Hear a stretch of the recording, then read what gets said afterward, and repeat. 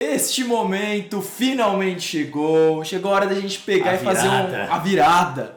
Fazer um compilado de filmes que foram importantes para essa década. E antes que você comece, mas é 2019, né? 2020. Sim, nós estamos seguindo o padrão norte-americano de avaliação. Tudo, infelizmente, tá? né? Esse padrão imperialista. Então é isso. Então vamos lá, você que já clicou no nosso vídeo, você provavelmente já viu que não necessariamente são os nossos filmes favoritos da década, alguns até acabam sendo, mas a gente preferiu, a partir de alguns critérios, escolher alguns filmes que foram exibidos nessa década, foram produzidos, mas que muitas pessoas não assistiram e que a gente acha que deveriam ser assistidos. Exatamente, então se você espera que vai chegar aí um Drive, um Her ou um Mãe...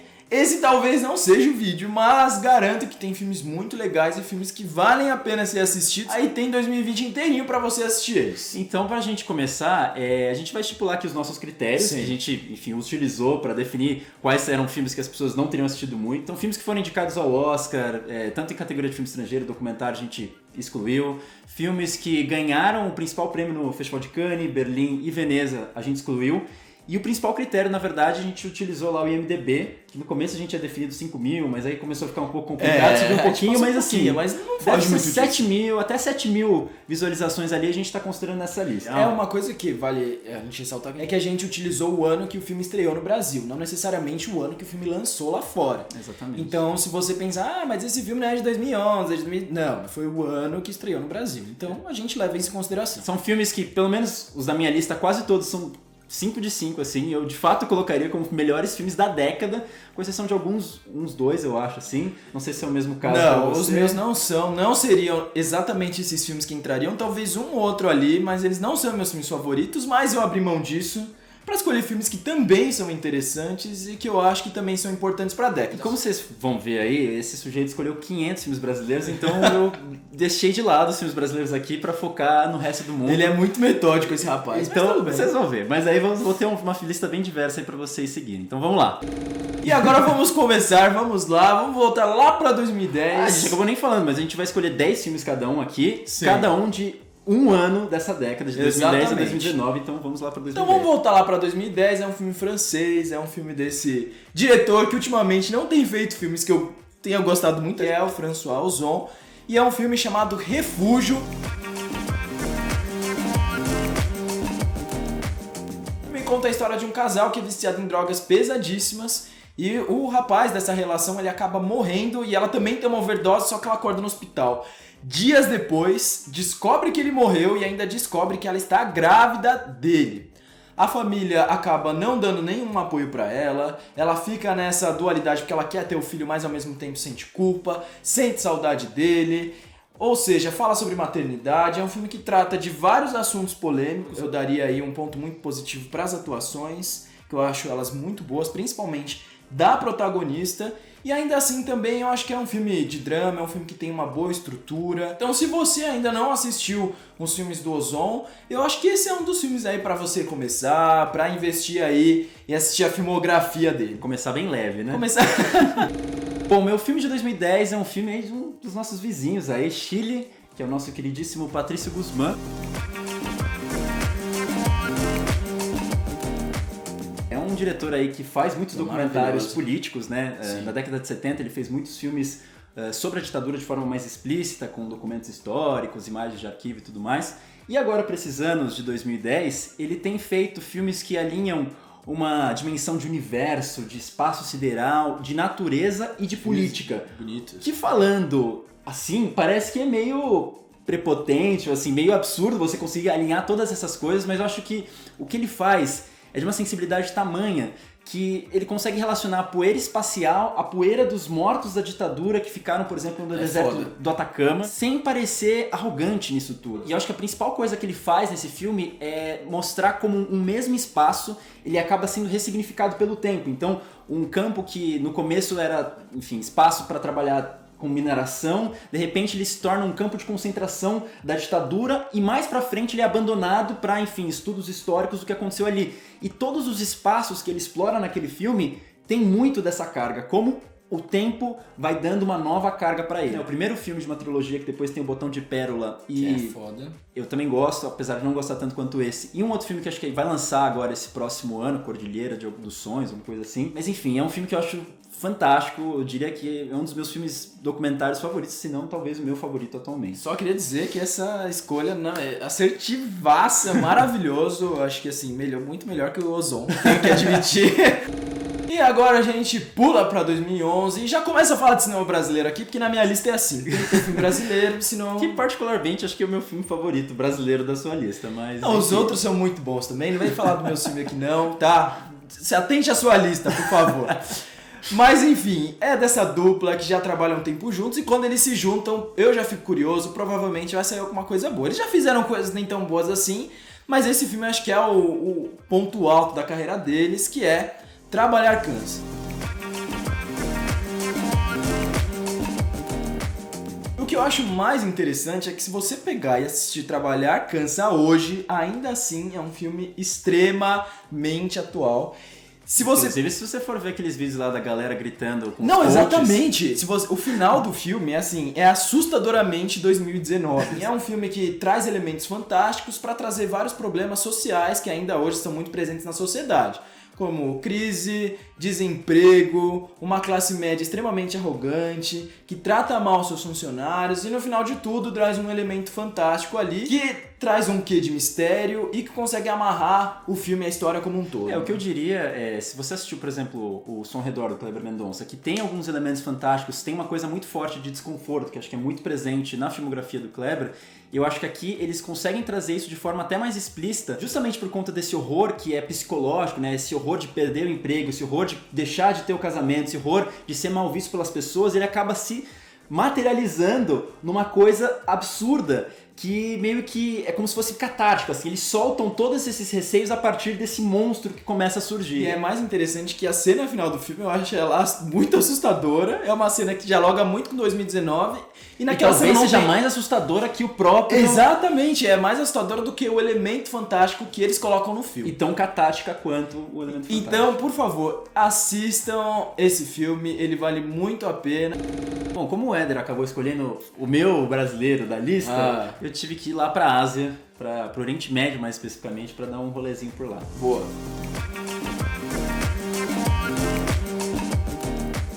Bom, o filme que eu escolhi pra 2011 é de um diretor que a gente já falou aqui no canal, que é o Jafar Panahi. Maravilhoso. O iraniano. Talvez esse seja o meu filme que não é 5 de 5, ainda assim sendo um puta filme. É um puta filme. Inclusive, esse filme ele ia entrar no lugar de Trabalhar Cansa. Você acabou trocando aqui. Exatamente. Então, isso não é um filme, é um filme até complicado de falar. Tem que entender até a própria condição que o Jafar Panahi se encontra nesses últimos anos, né? Ele foi proibido de fazer novos filmes, Sim. porque começou a incomodar o governo, ele inclusive não podia sair mais de casa, ele estava recluso domiciliarmente ali. E esse filme, inclusive, ele saiu num pendrive pro Festival de Cannes dentro de um bolo. Tinha uma história super doida. Uma história muito louca. O que eu acho que é mais legal é que é um filme sobre um suposto filme que ele teria feito se ele não tivesse sido censurado. Porque ele começa a falar, se eu pudesse fazer esse filme, ele começa a montar as coisas no chão e começa a pegar as coisas. E ao fazer isso, ele acaba fazendo um filme também. Talvez só não da forma que ele tinha pensado. Então acho que o tempo inteiro esse filme transita sobre o que poderia ter sido, o que ele é de fato e o que ele nunca vai ser porque ele foi censurado. Então acho que essas 3 dimensões tornam um filme muito complexo, apesar dele se passar o tempo inteiro dentro de um apartamento, ele só acho que sai no final do filme e, enfim, ter diálogos banais, mas ao mesmo tempo ele tem um poder muito forte justamente dessa reclusão, do que ele não é permitido ser feito. É muito legal porque é aquele cinema de metalinguagem, que é o cinema se referencia a ele mesmo de uma maneira muito inteligente e ainda assim ele consegue ser um filme muito político. E é mais legal porque assim, é mais do que o filme completo por si, acho que esses retalhos, né, essas lacunas que tanto o governo quanto ele mesmo não pôde concluir, falam muito mais do que se o filme tivesse completo por si só, ao mesmo tempo que ele também está completo a partir desses retalhos. Bom, e agora a gente vai sair um pouco do Oriente Médio, vai continuar na Ásia, mas a gente vai viajar um pouquinho lá para Xangai. E a gente vai falar desse diretor que a gente já citou aqui no canal, já fez crítica dos filmes dele, inclusive teve diretor brasileiro que já fez documentário sobre ele, que foi o Walter Salles. A gente vai falar agora sobre o Jia Zhangke. Bom, e é interessante que Xangai já foi retratada pelo Antonioni lá atrás, quando... Um cineasta italiano. Exatamente, importantíssimo. Blow Up. E ele foi convidado para fazer um filme sobre Xangai, e na época não deu muito certo, porque ele mostrou uma história não oficial sobre o país, e por muitos anos esse filme não foi exibido. E esse filme também mexeu muito com o Jia Zhangke, que ele resolveu depois fazer um filme sobre a cidade, e ele pegou o relato de 18 pessoas para falar um pouco sobre as suas histórias, sobre o processo de transformação da cidade. Ele faz um paralelo aí entre essas memórias, essas vivências dessas pessoas, paralelo aí com a questão política. Então o Jia Zhangke, ele tem muito isso nos filmes dele, né? Ele gosta muito de trazer esse processo de gentrificação, esse crescimento exacerbado, essa questão do capitalismo e do comunismo que às vezes caminham juntas e são confusas. Eu gosto muito do trabalho dele, então se vocês querem conhecer um pouco mais sobre a cidade, conhecer um pouco mais sobre o relato dessas pessoas, eu acho que é um filme muito bom, não só esse, mas assistir os outros filmes de Jia Zhangke também. Bom, agora a gente deixa a Ásia e vai pra Europa, pra uma porrada de filmes que, enfim, eu pelo menos trouxe de lá. E inclusive o primeiro filme aqui da minha lista que trata de uma questão de transitoriedade do ciclo da vida, enfim, como as coisas elas são efêmeras, mas elas se repetem, que é um filme de um italiano chamado Michelangelo Framartino.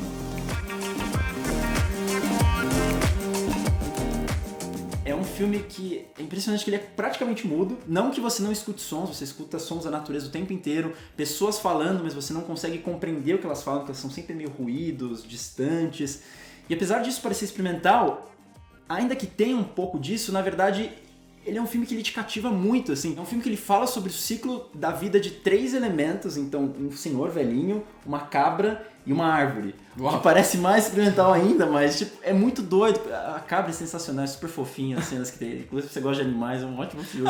Mas o mais impressionante disso tudo, acho que um pouco parecido até com o Patrício Guzmán, de relacionar coisas assim que parecem totalmente contraditórias, nada relacionáveis, mas sem parecer de forma nenhuma, no caso nesse filme menos ainda, porque não tem narração, não tem nada, menos prepotente ainda, você mostrar como esses elementos eles são sozinhos nessa sociedade, como todos eles têm uma vida útil, como todos eles no final dessa vida, de alguma forma, eles acabam se tornando vários pedaços, eles vão se desfragmentar e vão participar de uma sociedade maior mais uma vez. Então eu acho que o tempo inteiro esse choque entre vida e morte, como tudo isso aqui é cíclico, então de certa forma tem uma coisa de infinito, mas ao mesmo tempo eles são finitos, porque eles acabam nesse tempo. Mas enfim, é um filme que assim, talvez descrevê-lo seja uma tarefa chata, pareça ser um filme experimental, mas eu diria que dentro dessa lista, se você for pegar, por exemplo, o filme do Panahi, o filme do Panahi é mais experimental que esse é um filme mais agradável de se assistir. E enfim, se eu não te convencer, vá pela cabra, a cabra é super fofinha. Gente, imagina, você vai ser o cinéfilo mais curte com seus amigos não depois da fase. Essa cabra é tipo nível vídeo de Facebook, de gatinho, e é super fofo, sério. Bom, assistam. E aí agora saindo das Europa, tudo aí, voltando pro Brasil, porque na minha lista tem muito filme brasileiro, como o próprio Nathan já disse, a gente vai falar de um filme aqui pra comunidade cinéfila, foi um filme bastante importante, foi um filme muito falado, é uma pena que ele não saiu muito dessa bolha, mas foi um filme importante pro cinema brasileiro e destacou muitos atores que hoje aí estão fazendo ou novela da Globo ou filmes um pouco maiores.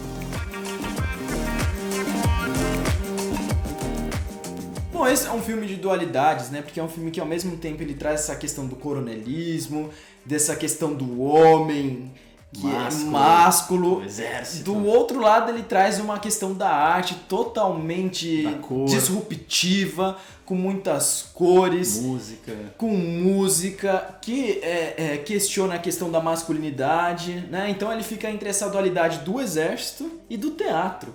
E em algum momento esses dois universos se encontram e eles se sintetizam através de um romance. Bom, é um filme bastante extravagante, é um filme bastante bufônico, é um filme com cenas de sexo. É aquele filme que eu não diria pra você assistir com a sua mãe e com o seu pai, que talvez eu acho que você vai passar por um certo constrangimento. Assista, às vezes abre a cabeça. Talvez, às vezes abre a cabeça. Fechada, exatamente. Eu queria dizer que assim, tem pra mim a melhor cena musical do cinema brasileiro, que é uma cena ali que tem a ver com bundas, cus, que é maravilhosa. Então, se você ficou curioso, assista o filme. Assista. Bom, agora nós vamos visitar os nossos conterrâneos aqui, também de língua portuguesa. Vamos, enfim, recomendar aqui um filme do melhor bigodudo do cinema, que não é Éder Xavier. Eu acho um absurdo isso, né? Mas tudo bem.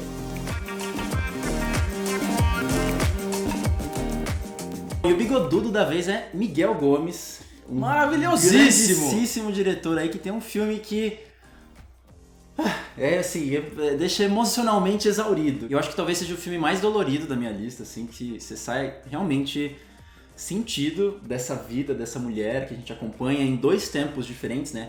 O filme é dividido em 2 metades, né? A primeira a gente vê ela na velhice, já quase meio perdendo a noção das coisas. Um outro momento, na segunda metade do filme, em que a gente vê essa mesma senhora nos tempos de mocidade dela, em que ela ainda estava na África, tendo um amor proibido ali com um homem. Nesse plano de fundo você também tem toda uma questão racial, de escravidão, que também é um outro tabu, né? São vários tabus, tanto o tabu do relacionamento deles, o tabu da depressão que você tem nessa primeira metade. O que eu acho mais impressionante é que você primeiro acompanha essa senhora nessa primeira metade, toda acabada, com pena dela, sem saber muito bem pra onde ela quer ir. E quando você vai pra segunda metade, você vê tudo que ela deixou de viver, tudo que ela não pôde viver por conta dessas convenções, desses tabus sociais, e você relembra todo o sofrimento que ela tem nessa vida tardia dela.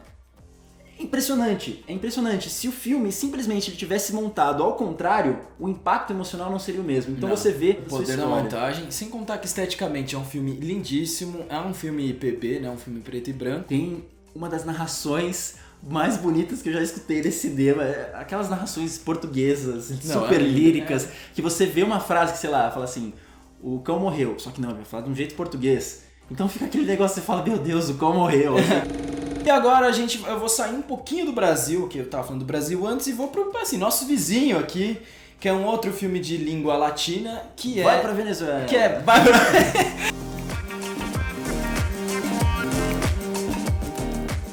Segundo filme na minha lista aqui, que é dirigido por uma mulher. Já teve a Juliana Rojas lá no trabalho. Mais um filme que fala sobre temática LGBT, porque o primeiro é o Tatuagem e agora esse filme. Mas é um filme lindíssimo, é um filme que fala sobre descoberta, sobre uma questão de preconceito. Traz esses temas através de um olhar de uma criança que não consegue entender muito bem esse sistema mais opressor de dizer o que você pode, o que você não pode fazer, essa confusão dessa criança que está se descobrindo através do seu cabelo também. Esse filme traz uma situação muito comum que muitas vezes a sociedade descobre primeiro que o indivíduo, né, que ele é gay, antes dele se descobrir sexualmente, antes dele descobrir do que ele gosta de fato. Então o filme traz isso de uma maneira muito sensível, de uma maneira muito bonita. É um filme curto, é um filme dinâmico. Esse sim entraria nos meus filmes favoritos aí da década. Esse entraria. Bom, meu filme de 2014, na verdade, é um curta. Então dei uma roubadinha aqui, mandei uma de carreira no cinema. Daqui a pouco vai entrar um Fleabag nessa lista. Poderia. Não poderia, porque é série. Não, é série e também é uma série super conhecida, então não teria como entrar. Mas aqui no caso, esse curta, ele é assinado por um diretor que acho que é a única vez que ele assinou como direção, mas ele tem um trabalho bastante profícuo com vários diretores famosos, como o Scorsese, o Iñárritu, o Ben Affleck, então ele fez o Irlandês agora, o Silêncio, o Argo, enfim, uma carreira grande aí já, que é o Rodrigo Prieto.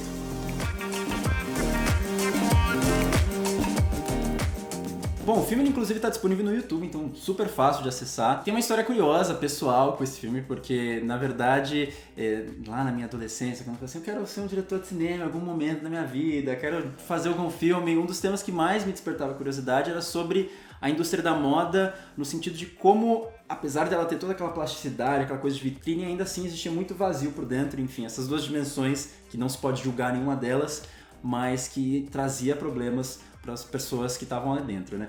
E o filme, no caso, é o Likeness, que é um curta com a Elle Fanning, e eu descobri esse filme e falei, putz, já fizeram, então... Enfim, eu sinto que existem outros temas que poderiam ser trabalhados, quem sabe a gente não guarda para o futuro. Aí passou 3 anos, que me lança Demônio de Neon? Eu falei, chega, não vou fazer mais esse filme, já fizeram o filme que eu queria fazer. São 2 filmes que, inclusive, eu gosto pra caramba. Infelizmente, não gosto de nenhum dos dois. Os dois, eu acho que tem o mesmo problema, assim. Eu acho que eles são filmes esteticamente muito bonitos, mas quando se trata de narrativa e enfim, de todo o resto, eu acho que eles deixam a desejar. É aquela coisa que eu sempre falo, eu acho que a sua proposta estética, assim como todos os outros elementos, eles têm que estar de acordo, conversar em unidade com o que você quer dizer. E tudo bem, se talvez fosse um outro filme que lidasse com, sei lá, a gente tá no bairro aqui, qualquer coisa, e de repente vai falar sei lá o quê, talvez fosse demais, mas eu acho que é totalmente convincente que exista essa plasticidade exacerbada, porque nesse curta especificamente, e no Demônio de Neon também, você vê que muitas das coisas que elas veem não necessariamente são parte de uma realidade, mas de uma coisa que elas aumentam na cabeça dela. Então por isso que tudo precisa ser muito espalhafatoso, tudo precisa ser super estético. E a mise-en-scène desse filme, especificamente a direção, como ela caminha ali, justamente como se fosse uma cabeça. Esteticamente eu acho... Essa espiral que vai levando ela cada vez mais à perdição. Tanto esse quanto o Demônio de Neon, quando eu assisti, eu falei, tá bom. Próximo, tipo, pra mim não... Thank you next. E agora nós vamos continuar nos Estados Unidos e falar de uma dupla de diretores que está super hypada, foi muito falada em 2019, que são os Safadinhos, os irmãos Safadinho, né? Os irmãos Safdie, que foi responsável aí por enaltecer aí trabalhos e reafirmar atores como Robert Pattinson e agora Adam Sandler.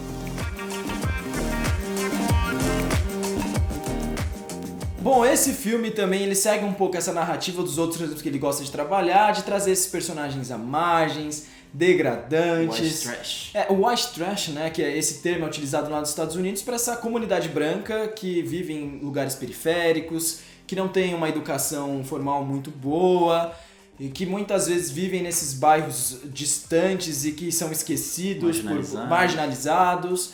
E esse filme não é diferente, fala de um casal que tem um alto envolvimento com drogas, com brigas, que precisam lidar com esses bairros perigosos onde eles vivem, que caminham por essa Nova York suja, essa Nova York degradante, que tem neon. Muito relacionado a esse submundo de boate, também nesse mundo de drogas, aquela coisa meio alucinante. E esses personagens, eles passam por situações bastante complicadas, em que eles vão, voltam, brigam, tem uma relação problemática com a cidade, com as outras pessoas. Nada diferente do que os irmãos Safdie fazem no seu cinema e fazem muito bem.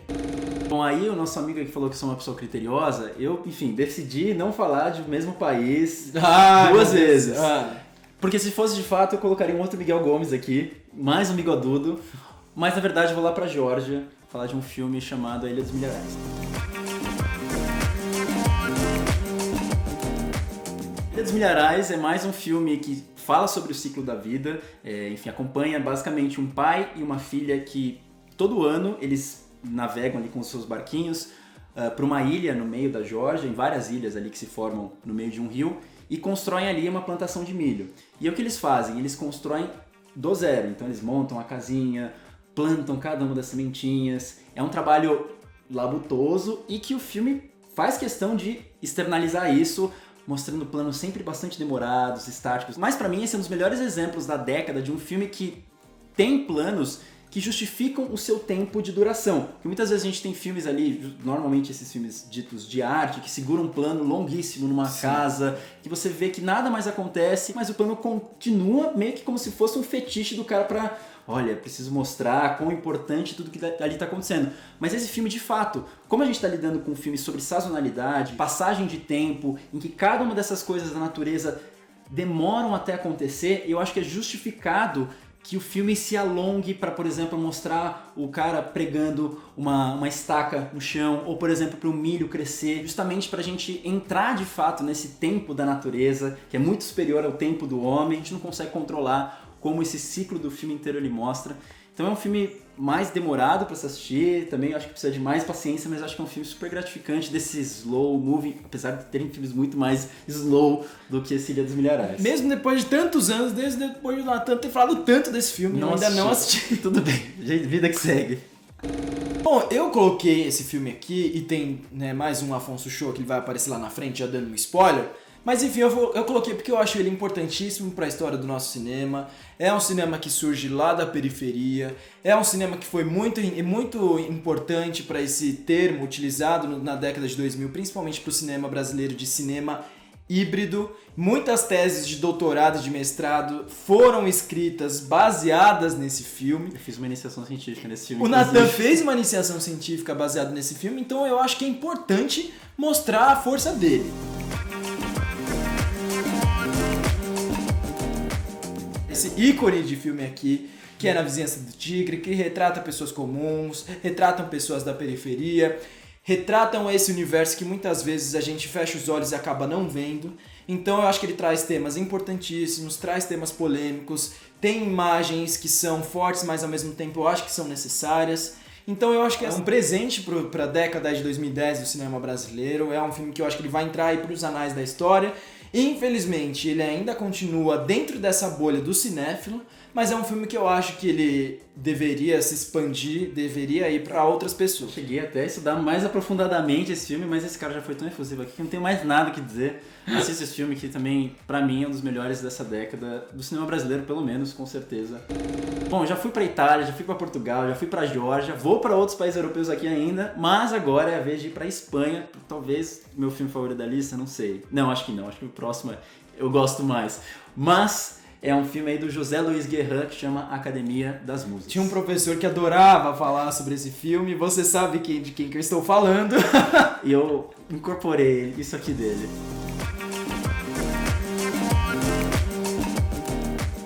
Bom, já digo de antemão que também é um filme mais demorado, mais alongado, mas diferente desses outros filmes que a gente tinha citado antes, esse filme é muito verborrágico. É muita fala o tempo inteiro e falas super intelectualizadas, que basicamente são personagens. Ele tem um professor de filosofia e as alunas dele, de filosofia. Então, imagina, é o tempo inteiro a galera filosofando sobre 1001 coisas, parece as pessoas mais seguras de si, só que não, porque quando você vê que quando essas pessoas se relacionam, elas revelam muitas inseguranças que muitas vezes elas tentam esconder atrás dessa intelectualidade. Então você vê que são personagens que têm os seus problemas. O professor é super machista, apesar da construção que supostamente... É o esquerdomacho. Tem um papinho, leva as alunas ali, mas também ele é super defasado, tem vários problemas ali. Essas moças, apesar de reconhecerem esses traços nele, ainda assim se submetem, gostam de certas dessas coisas. E, enfim, fica o tempo inteiro esses personagens que são super intelectuais, são super fadados à derrota, mas que tentam se mostrar superiores, e fica essa competição. Assim, é um filme assim, que se perder uma frase, você já se um perde. filme que você precisa ter bastante atenção no sentido da estética. É um filme muito menor, Exatamente. É um filme muito mais simples. É um filme que se permite utilizar enquadramentos que não são tão comuns assim, se você fosse pensar em estrutura de cinema mais clássica. O que eu acho que faz total sentido para a proposta do filme, porque justamente são essas personalidades totalmente conturbadas que estão tentando se identificar, e a câmera, de certa forma, com toda essa turbulência, esses filtros que muitas vezes é super escuro, também mostra um pouco disso.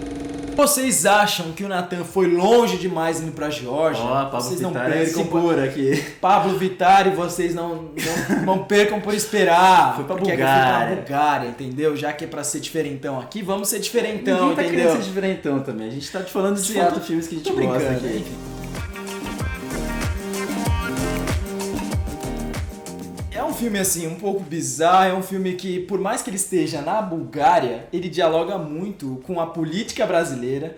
Já dialogava com a política brasileira lá de 2017, ainda hoje, nem preciso dizer, né? É um filme que fala sobre ganância, é um filme que fala sobre corrupção, é um filme que fala sobre personagens à margem, é aquele filme que ele vai ganhando um tom meio catártico, que as coisas vão indo para um caminho que você não sabe onde vão dar, e quando você vai ver, foi longe demais, de fato.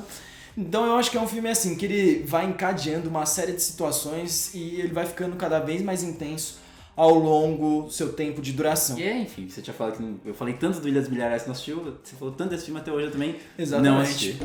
Mas existe um filme, que talvez seja inclusive de fato o filme que eu mais gosto aqui da lista, Cara, que você tem mais que tudo, que é um filme finlandês. Não tô lembrada, Não essa minha despertou memória, nada? assim, minha memória, digamos que ela é um pouco falha. Começa com O Dia Mais Feliz.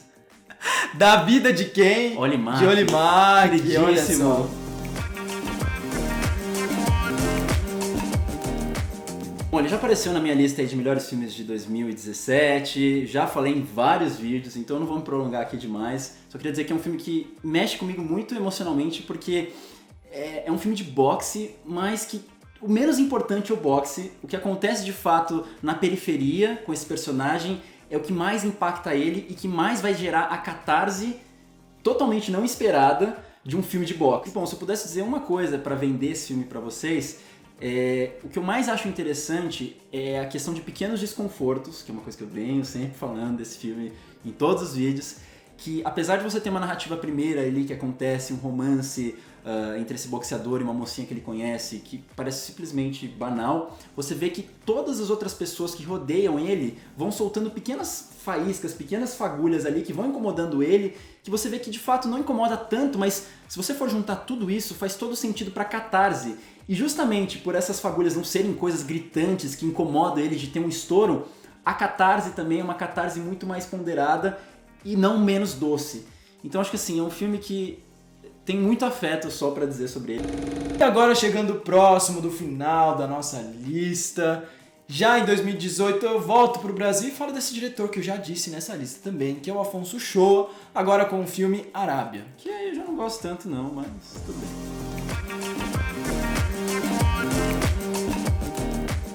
Tanto que quando a gente fez a crítica do filme, a gente dividiu bastante opiniões, eu gostei bastante, o Nathan não gostou tanto assim do filme. Eu gosto do filme. Não, você gosta, mas não tem tanto alguns quanto... pontos ali que me incomodam. Os pontos que me chamam muito a atenção nesse filme é que por mais que ele trate da classe trabalhadora, dessa classe mais operária, ele ainda assim traz personagens que estão muito críveis dentro de sua realidade, mas eles também têm um alto grau de intelectualidade, por exemplo. Uma intelectualidade que ela não se prende exatamente a uma intelectualidade formal, de uma grande formação escolar, mas é uma intelectualidade também que ela conversa muito com os conhecimentos empíricos que esses personagens eles vão construindo ao longo de suas vidas. O meu único porém, que eu comentei lá na crítica na época, é que apesar dele trabalhar muito bem esse personagem central, a narrativa, que eu acho que o voice-off também é muito bom. É maravilhoso. Classe operária de forma muito, muita ternura, muito espontâneo. Eu sinto que a classe média ali, a classe burguesa é super estereotipada. Então isso me incomoda bastante porque ele quer fazer esse choque com essa outra classe. Tem vários momentos que existe isso e isso me incomoda toda vez que acontece. Eu até entendo sua crítica, eu acho que ela faz sentido também. Mas ainda assim, eu acho que se a gente pega os pontos positivos, traz os diálogos e muitas das cenas que pra mim são muito marcantes, elas acabam sendo muito mais relevantes do que esses problemas que... Falaram que não ia ter Han Sang-soo aqui, não ia ter Coreia do Sul. Meus aí, queridos, você vai representar. Chegou a hora porque o dia depois é aquele filmaço maravilhoso, representativaço da história do canal, né? Não da história do canal também, mas também da carreira de Hong Sang-soo. Tipo, tem todos os elementos ali que você pode encontrar, pelo menos nessa safra mais recente de filmes. Sim, que já deu também. Tá na hora dele esquecer a Kim Min-gi e fazer, né?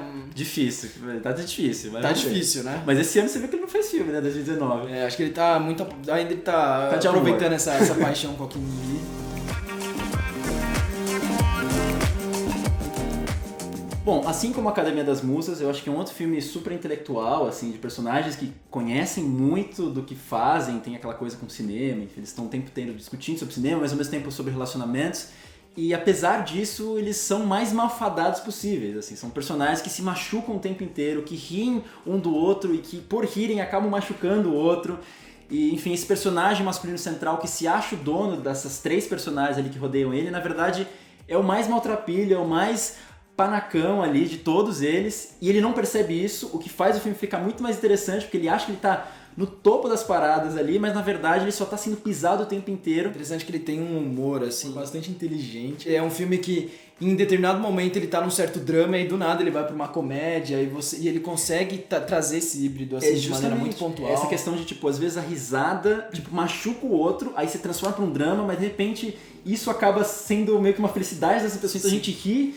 Então, assim, essa dinâmica que ele faz é impressionante e acho que principalmente a parte estética, que é uma coisa que às vezes me incomoda nos filmes dele, que ele tem aqueles zooms, aquelas viradas de câmera, eu acho que aqui faz total sentido, porque são personagens que estão totalmente perdidos ali no que eles querem, no que eles desejam, no que eles querem do outro, e por isso que essa câmera também fica o tempo inteiro meio que vagueando entre eles ali, dando zoom out, blá blá blá. Então, pra mim, desses três filmes aí daquele ano, que pra mim é um ano muito profícuo ali dele, gosto mais do que Na Praia à Noite Sozinho. E finalmente chegamos em 2019, mas nós não iremos falar nossos filmes de 2019 por uma questão muito simples. Lembrando que esse vídeo está um pouco extenso, porque o meu filme entrou no primeiro lugar na lista de melhores filmes brasileiros e o filme do Nathan entrou em primeiro lugar também na lista de melhores filmes estrangeiros. Então não se preocupem, porque os filmes estarão lá. Procurem aqui que vão aparecer. Exatamente, aqui ó, já convido vocês para assistirem, apareceu aí na tela, nas nossas caras. Isso que é SEO, essas Exatamente. Palavras, já tá redirecionando para outros vídeos aí. Exatamente. Então espero que vocês tenham gostado dessa lista, a gente fez com muito carinho. E é isso. Esperamos vocês aí para a próxima década. Exatamente, para a próxima década, para o Oscar, para as outras listas que estão aí, para tudo. Então é isso, gente. Muito obrigado e até a próxima.